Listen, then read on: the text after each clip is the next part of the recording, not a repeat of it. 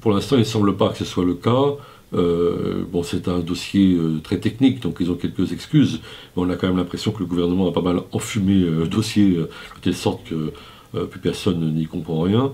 Mais il y a quand même quelque chose qui est assez compréhensible de toute façon, c'est que les grandes déclarations de François Hollande sur la séparation entre banques de dépôt et banques ayant des activités spéculatives n'aura pas lieu. On va vers une filialisation, c'est-à-dire qu'en aucun cas on pourra affirmer que les gens qui déposent dans les banques sont protégés en cas de crise.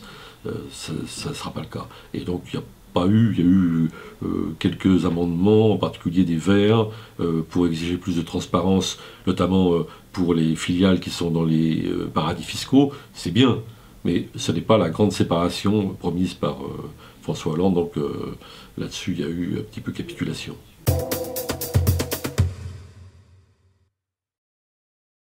Alors là, c'est très intéressant, non seulement en raison du contenu, parce que c'est un texte qui est issu de l'accord entre MEDEF et la CFDT, et qui, je crois, est un texte assez régressif du point de vue social.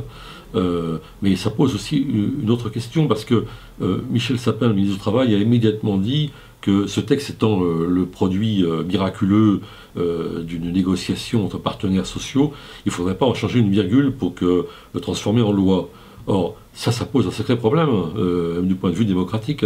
Et là, ça pose un gros problème aussi de conscience aux parlementaires socialistes, parce que est-ce qu'ils vont admettre de se faire dicter ainsi leur conduite et d'abdiquer complètement de leur fonction de députés et de sénateurs, ou est-ce qu'ils vont faire valoir, simplement en démocratie, c'est les parlementaires qui décident, c'est pas les partenaires sociaux. Et il y a quand même là une manipulation de l'opinion, parce que ça vise à privilégier la symbolique de l'accord au contenu. Et en fait, on essaye de faire oublier le côté très régressif du contenu.